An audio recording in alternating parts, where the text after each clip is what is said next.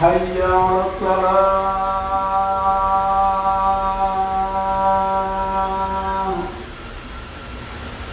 حي على الصلاة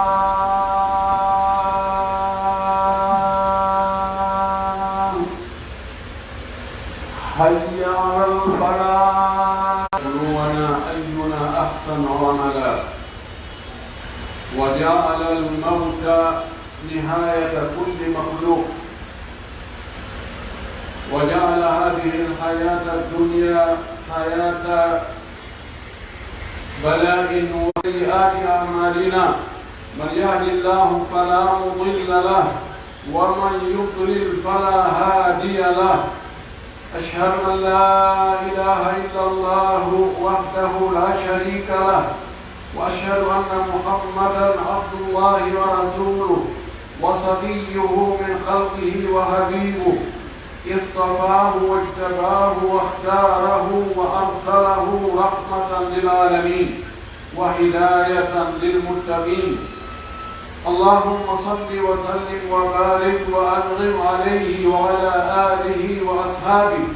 ومن سار على نهجه واتبع سنته إلى يوم الدين. ثم أما بعد، فإن أصدق الحديث كتاب الله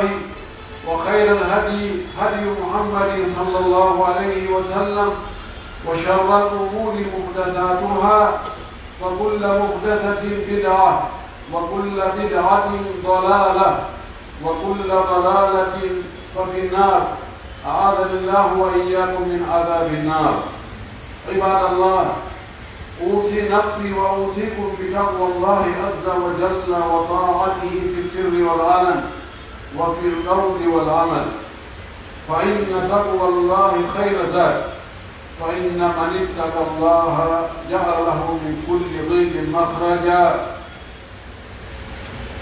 ثم اعلموا رحمني الله وإياكم أن الله سبحانه وتعالى خلقنا وأوجدنا في هذه الحياة الدنيا وجعل لنا حياة وموتا ليختبرنا وليبتلينا أينا يحسن عمله في هذه الحياة الدنيا، وأن هذه الحياة الدنيا هي دار عمل ودار اختبار ودار جمع، والآخرة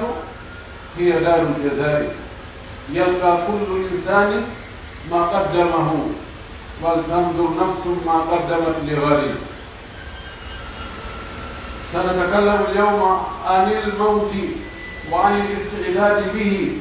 وكفى بالموت واعظا. يقول الله عز وجل: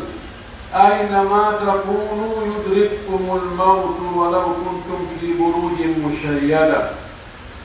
ويقول: قل إن الموت الذي تفرون منه فإنه ملاقيكم. ويقول: كل نفس ذائقة الموت وإنما توفون أجوركم يوم القيامة.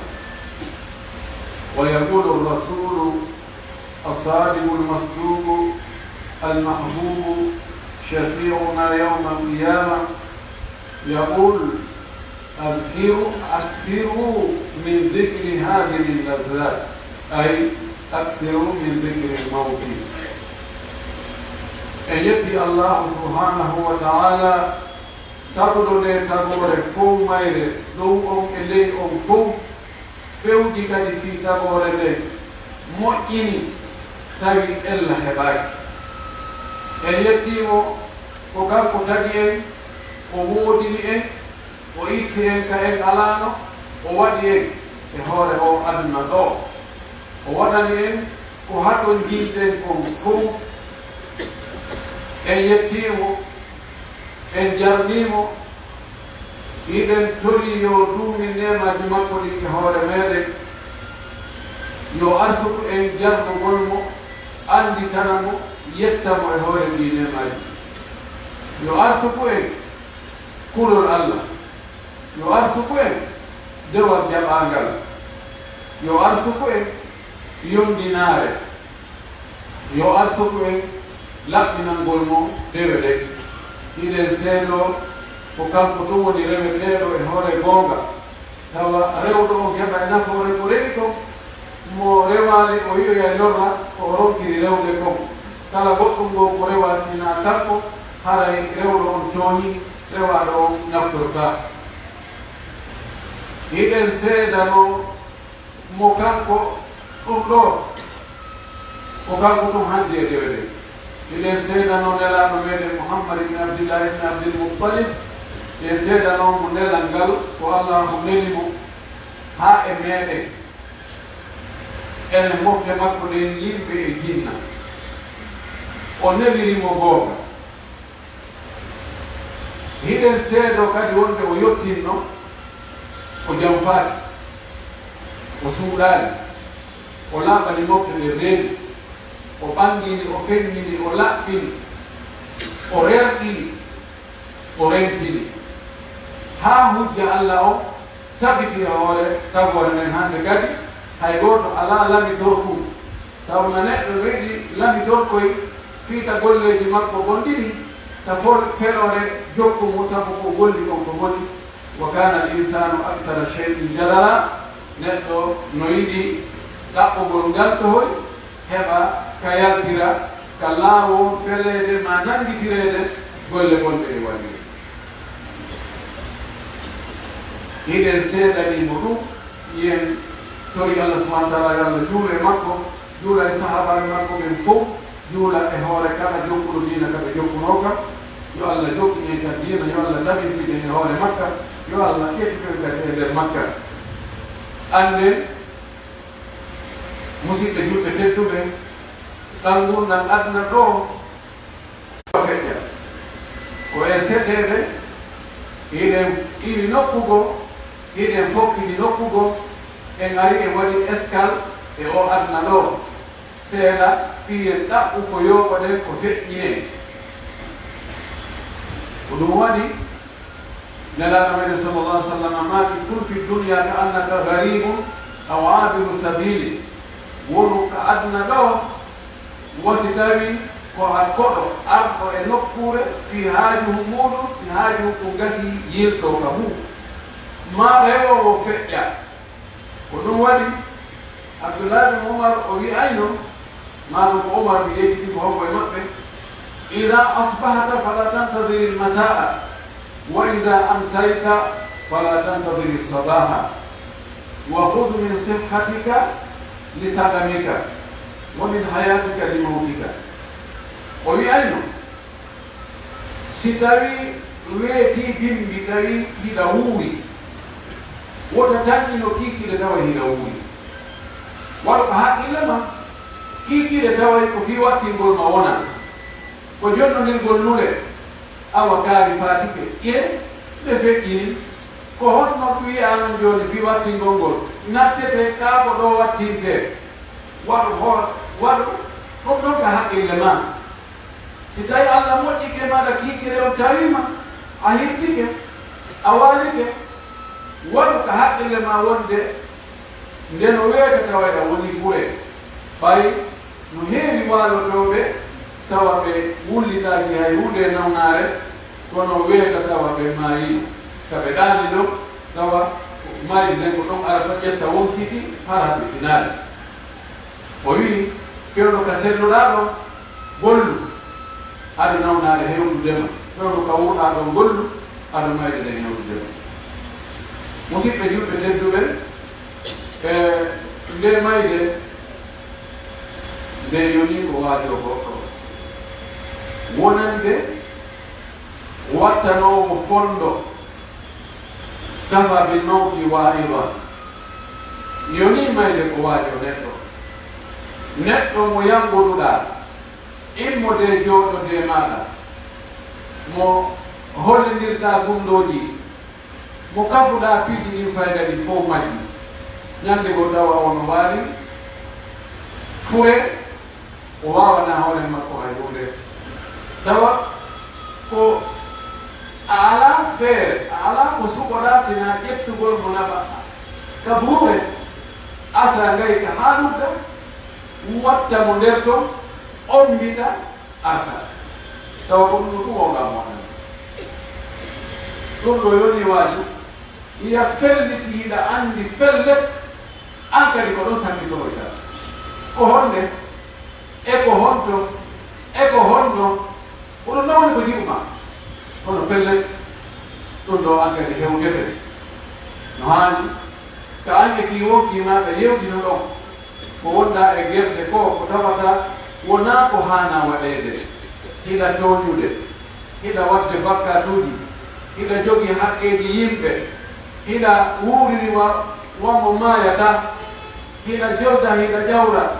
hiɗa waɗa ko faalaɗa ƴewtu wonki makki mbi'a ya nafsu tuubi fa inna almawta kadi hana ya nafsu tuubi fa inna almawta kadi hana وأصل الهوى فالهوى ما زال فتانا أما ترين المنايا كيف تخطفنا فتلحق أخرانا بأولانا في كل يوم لنا ميت نشيئه نرى بمصرعه آثار موتانا أين الملوك وأبناء الملوك ومن كانت تخر له الأبدان إذا عانى صاحت بهم حادثات الموت فانقلبوا مستبدلين من الأوطان أوطانا خلوا المدائن كان الإنس مفرشها واستفرشوا كفرا غبرا وقيعانا هاني نتو فايدة جمع بي جمع ويأتي وكي مانكو كوري وكي توبيو كوري أكتو دي بولي كونداي وديو كوري أكتو إلامو البيواليو kori accu toñe yo kori accu bonki yo kori accu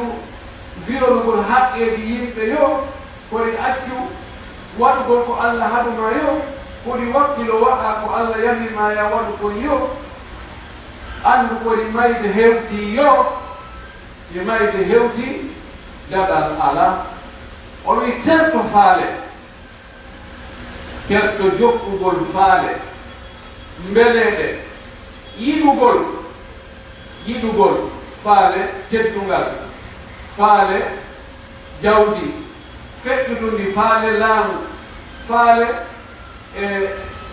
fowtere tu faale dagammeji o wi andu o faale ɗon ko fitina naata e goɗɗo e dana naata e goɗɗo e niise naata e goɗɗo e nambal o wi enen wonki ay aalino nde mayde woni e kiforde en ñande o mayre nde ngare jilo woɓɓe taggo ma wonde ko wontirɓe sengo dow ma ka duuɓi wonde ko wontirɓe sengo ley ma wonde ko ɓe feɓɓuɗa ɓe fotta duuɓi si jilori dow jilori ley jilori ka nano jilori ka ñaamo andu a weddike an ɗum haɗa si aroyi ala ko jiletinona an andu to ɗum no attinoɓe ɓen yahino no habbi ka gabruji o wimari nden nadde kifoɗen kadi yaha wattida e ɓen ɗon ñande o ñande o wi ñande o hiɓe jogii fatilomo wonɗen e naɓude surroya ñande o o wi no on ɗo no mayde liɓiri on ɗon noon taƴi dagamme ko wonno e daɓɓitade bonniti programme ji makko ɗin fof tawi hande kadi hay hunde ko eɓɓuɗo kon ala ko wawi wadde o wi en yiyay ɗon enen kadi en yiitoto ɗon ande enen kadi ñande ko haɗa ko ɗon neɗɗo waɗa e programme uji wonde o muutinoyaɗi tawa mayde no sarki gaali ɗo idan musidɓe julɓe tedduɓe waajitorande e mayde kono yahi ɓerɗe yoori haqqille hucci aduna o udditike faale jiɗuɗi ɗum waɗi ha hayka wattinoygol faati ɗo atawayi sama kala wi noto won nodde ɗe ɓe téléphone ji awmondiroɓe fide jala aw ko akka a sikkata koye berɗe wona a sikkata ko musidɗo darinoɗo tawi no faala sifa ko faala ɗen no dogude sifa ko dogante a sikkata ko wona e hay ko yeede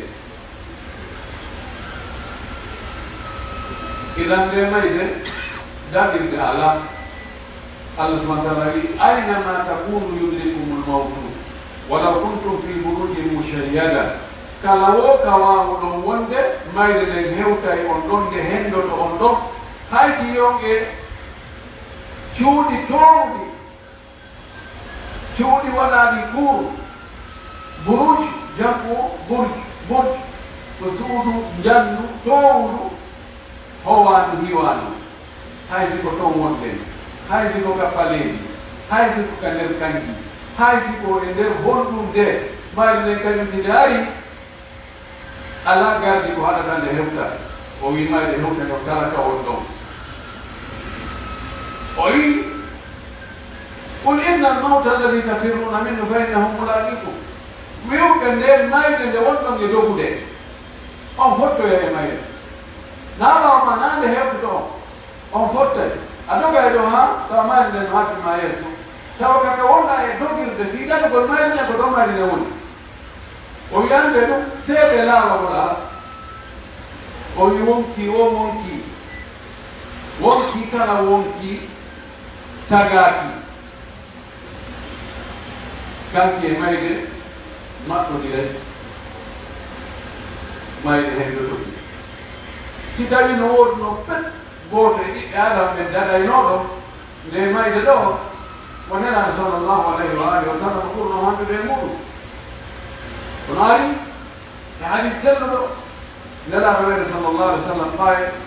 nawnare mbaro nden nangimo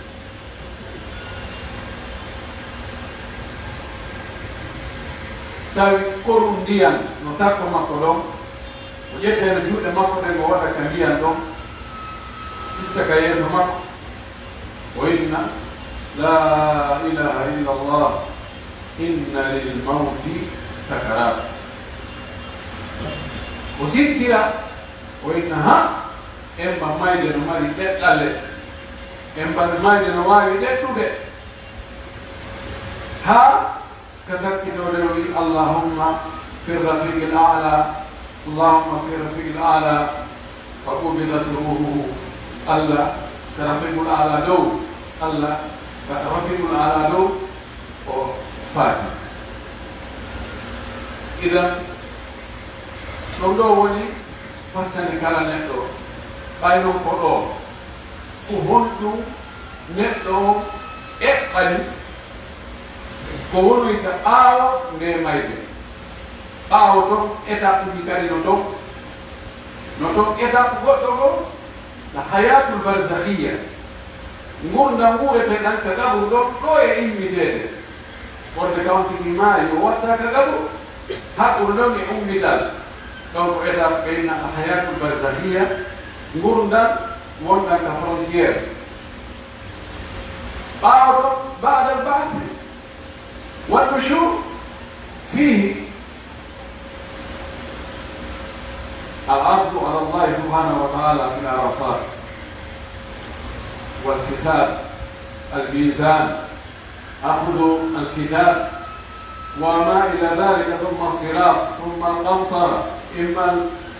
إما إلى الجنة وإما إلى النار إذا قلت يسطرهم قالوا لك من جنان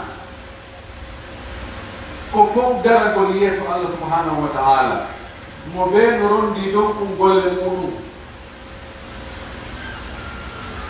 e hasbe ɗon ngol ɗon ɗum golle makko on walline wiƴƴite dare ko honɗum woni nder ton o holle o janga iqra kitabaka kafa bi nafsika alyawma alayka hasiba ko a wanno ɗum ma on tigi fanka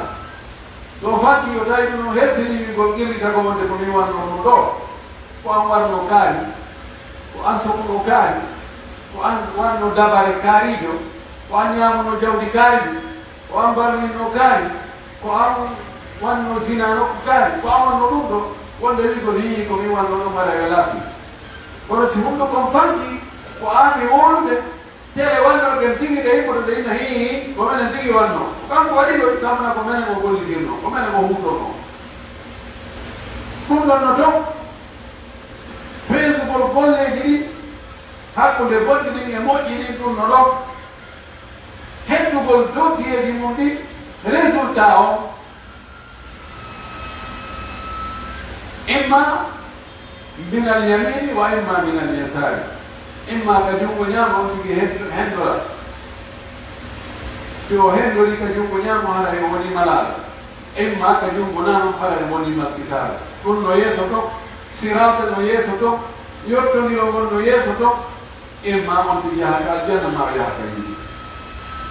ko honɗum ɗon andu ɓiɗɗo adama huuɗo fewɗo ɗo no selli no e dow sago muɗum ko honɗum eɓɓanɗa fi on étape aroyowo yeeso ɗo ɓay ɗum ɗon ko ga eɓɓante wona ɗon heɓɓitoyte ya ayuha alladina amanu ittaqu llaha waltanzur nafsum ma qaddamat li gadi wattaqu llaha inna allaha khabirum bima tamalun allah wi ko onon yo julɓe gomɗinɓe hooliɓe allah hooli ko allah woni e humputude ko hooli nelaɗo e ko nelaɗo maaki ko hule allah wonki yo kiɗaari ko honno ki naɓi yeeso honno ki bugitori yeeso honno yo kiɗaari compte makki on yawmal qiyama golle ko ki waɗani kon yawmal qiyama yon tigi wele fino naara to ɗo yo waɗu releve compte o anda nini ɗo moƴƴiri no ɗuuɗi yo watta yiya yo andu allah no hucciti ko won tigi woni huɓude ko idan oɗum waɗi nelaɗo meɗe sallllahu alayhi wa sallam ñande goo landama ɓe wi hadis selluɗo ɓe wi ene nelaɗo ayyul muminina afdal ene nelaɗo julɓe ɓen fof honko ɓuri moƴƴude kama si innama ɗum ko ɓeyda e mene ɗo ko menen ko mawɓe amen ɓen ko ceerno kaari ko alaji kaari ko oustas kaari ko ɓeɗo jeyaɓe nokku kaari ko ɓen ɓuri moƴƴude nelaɗo maaki ahsanuhum akhlaqan ko julɓe ɓurɓe moƴƴude jikkuji ɓe ko ɓen ɓuri moƴƴude julɓe ɓen fof julɓe ɓurɓe moƴƴude jikku almaki ko ɗo ɓuri moƴƴude julɓe ɓen o wi wa aqyasu nnasi galanda fay ene yimɓe ɓen fof ko hongo ɓuri joƴude hongo ɓuri wonde kala badde honko ɓuri anndude no haajuji ɗi yarata woni ƴoyre kala bandiɗagal ko anndugol naatirde e yaltirde haɗatana ɗuuɗaani o wi aktharuhum lil mawti dicra wa aktharuhum istidadan lima bada al mawti fa ulaika al akyas o maaki julɓe ɓen fof ko ɓuri ƴoƴude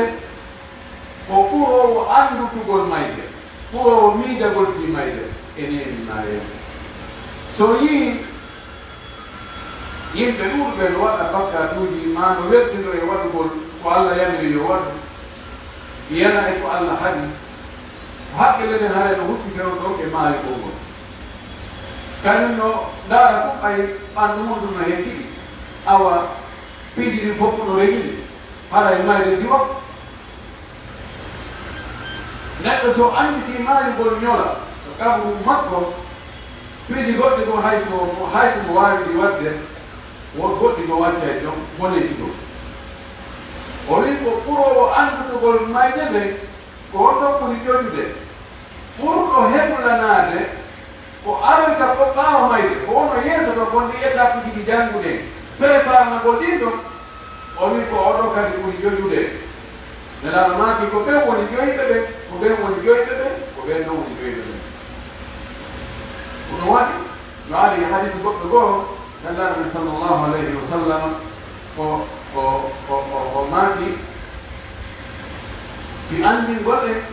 wonde neɗɗo wota o yoɓito tu e piiji goɗɗi goo o ronka rewde Allah subhanahu wa ta'ala o sahu wa amila lima ba'da al-mawti al-kayyisu man dana nafsahu wa amila lima ba'da al-mawti والعاجز من أتبع نفسه هواها وتمنى على الله الأمان أولي كوني نجلو كوني كالبانجيجو كو نتو تومو دهورم دان نفسه أولي وانكي ما كوكين أنكوي نهولاكي أنك كلا أنك مؤيا أنك فأفس أنك نأسوه باو توني وانكي ما تنايقول آمين الحمد لله ومن وني كارين ومن وني جيجان كارين ومن وني دوندو ثم هوري مكو وفاجنا في هوري مكو وجاسنا وانكي مكوكي وقولنا نوكو وني كوم آو مايدة وني تكوم آو مايدة نتوم نتوم كيوكي كتوم وني تيكي تيكو لا ما تيكو هوري وني جيجان owi worko di puido alaaji ko mo gayna da yone taaf taaridu londe bu neɗɗo mo kelɗa mo gayna da e fus honko woni on o wi ko jokki ɗo wonki ɗuki ko weliki kala ko tawata wonki ki noddiyoy nani ko sanata ko wonki ki ngayone oɗo o wonnoge yelagol ko Allah yelaji jani Allah ko moƴƴo Allah tagirani e fi ɗum ɗo Allah tagirani fi ƴettugol Allah mari ko letta anayni innama dina ko ɗo dina ka ka ɓernde wonɗa boneji sabu waɗugol farillaji inna Allah ko moƴƴo min dina ka ka ɓernde min gaara laaɓi koyi dan mari ko oɗo woni ɓulaw oɗo woni ronkuɗo fus oɗo gaynani e hunde kam na ɗum ɗo nafatama wona yela tum ko gonga golle men en tum ɓe naadata e kam men Nabi sallallahu alaihi wa sallam ma kaniyem maki golle goɗɗo e moɗon naadata ɗum aljanna ɓe wi hay an nelaɗo o inni hay min illa an yatagammada illahu fi rahmatihi sinaara Allah ƴetta mutirinɓe nder yurmede muɗen kono ko Allah wi ko jazaan bima kanu ya'malun ko joggi ko ɓe gollayno ko yurmede Allah nde o